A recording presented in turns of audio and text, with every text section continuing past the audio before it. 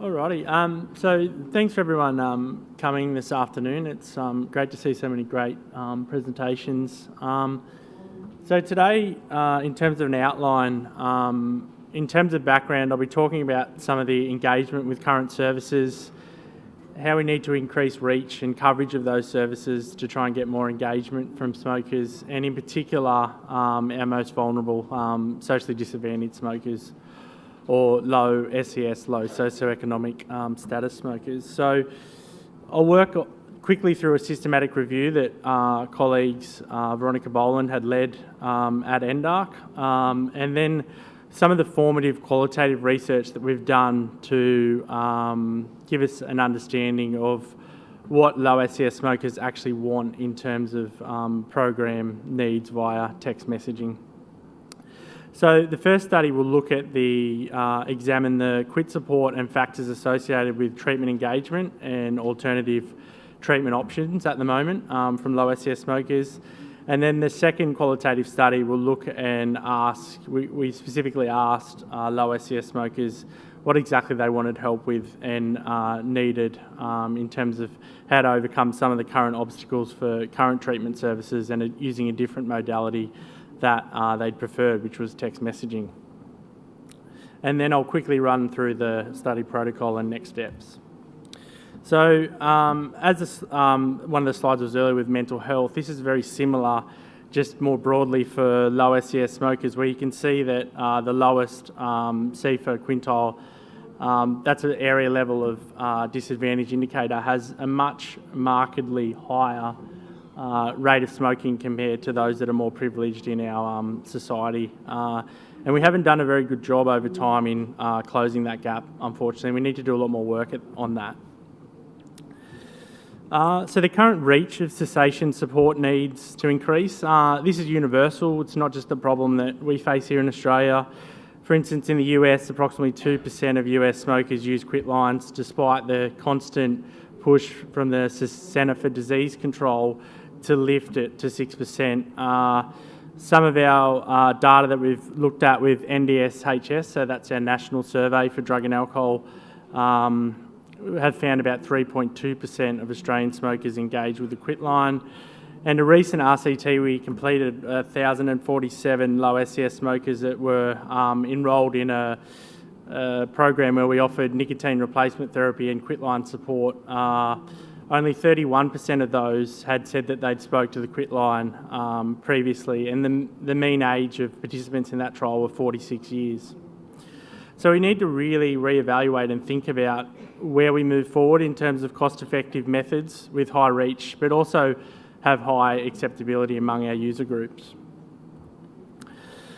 So cessation interventions, we really need to work on trying to increase cessation for low SES smokers. Unfortunately, at the moment, treatment approaches are failing to reduce smoking rates at the same rate as those of more privileged counterparts. So there's studies in the US that look at quit line use, 6,000, and it shows a marked lower rate of cessation when engagement occurs for low SES or disadvantaged groups. That's also been found in the UK as well for big RCTs, even when pharmacological treatments are used as well as behavioural support, where there's a marked difference in terms of outcomes for our most disadvantaged groups. So we really need to work on trying to increase our research output with individualised behavioural programs, but also really need to reevaluate how we complement our tax increases with additional tobacco control interventions focused on cessation, with the price of cigarettes soon to hit $40 a packet. So we really need to think about how we're going to help this group to achieve cessation. So related to that as well, we need to re-examine our current strategies. So Australia is not on track to reach our COAG benchmarks for cessation. And it's been noted in the midpoint review of the National Tobacco Strategy that there's a high priority for Commonwealth, state and territory governments to jointly invest in the merits of alternative modes of quitline service delivery and coordination, and also think about how we come about with more targeted strategies to reach the most disadvantaged Australian smokers.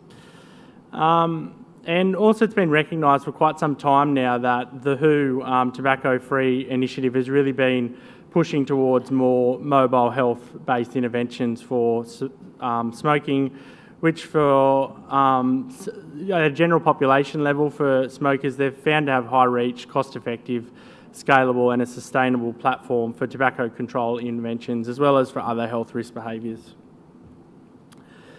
So this is just a quick overview in terms of Veronica's work that she did at NDARC. So we found, only looking at low SES and disadvantaged groups, we found 13 studies that had evaluated a technology-based platform of cessation delivery, and only one of those had used text messaging, and that was a New Zealand Maori smoking trial in the late 2000s. So since then, there's no movement in terms of developing personalised or tailored approaches to try and help low SES or disadvantaged smokers quit using text messaging in particular. So for our first qualitative study, so as part of the wider RCT where we recruited 1,047, we invited smokers in the Sydney metropolitan area to be involved in some focus groups that we were conducting at NDARC. But the aims of the study were to explore low SES smokers and ex-smokers' recent quit experiences with available quit support and factors that impacted their treatment engagement, as well as trying to gain feedback about the acceptability and feasibility of alternative approaches to smoking cessation. So as part of that, we had 5 ex-smokers and 19 smokers that were all low SES, defined as having a government pension or allowance. We'd used thematic analysis, deductive from the interview guide and supplemented inductively. Initial codes were generated based on the interview guide headings and patterns observed in the data, and then we coded that into groups and then overarching themes. Sub-themes were identified within themes and key concepts within those sub-themes. So related to the results, so guilt, shame and stigmatisation of smoking were expressed and prevented treatment-seeking behaviours. So there's a few quotes here, but I won't read them all out. But the first one there, they said, "I just didn't like it, speaking to Quitline, because it made me feel guilty. It made me feel guilty, so I hated it." That was an ex-smoker. And then also smokers expressed a positive smoker identity which functioned as a barrier to cessation. So smoking had become such an ingrained behaviour and lifestyle choice that it was hard to see the other side. So I see myself as a smoker and I just figure that's me, you know, so that's a smoker. And then also there's another quote there. Actually too, there's the whole other thing of it being a part of your identity for so long. This is your part of your personality or something. Related to tech support and smartphone apps, they were considered more favourable to alternative current telephone counselling services. So there's a few quotes. So one at the bottom there, "If I was getting a text message when I was feeling vulnerable, it could probably turn me away." That's from smoking, not seeking treatment. But then there was also, so further high support for alternative support options that overcome stigmatisation and feelings of judgment. So as one smoker said, knowing the progress you've made as opposed to being constantly reminded that you're a smoker. And they also come around to the idea that via mobile platforms that it can actually be tailored and interactive in terms of the support options. So they really look towards wanting support related to health benefits as also the money saved from quitting as well during the quit attempt. The second qualitative study, so this was to examine treatment service experience and how a text message program could be developed to improve treatment success, and also to identify user preference for design and content of the proposed text message program. So for this, we recruited 13 low SES smokers. So they were from the Sydney metropolitan area, but we did a letterbox drop in the local area to recruit low SES smokers rather than the previous cohort where we had a really strongly treatment-seeking focus as they were enrolled in an RCT. The same analyses was used as Qualitative Study 1 approach. For the results, so the barriers from Qualitative Study 1 were often repeated. But smokers really looked towards what they wanted was an SMS program requires messages that overcome the obstacles presented by normalisation of smoking in their peer groups and community, social network and higher exposure to smoking, and also the lack of a non-smoker role models for support and guidance was lacking. And they also cited that there was a need for the program to be perceived as a source of positive encouragement and reassurance.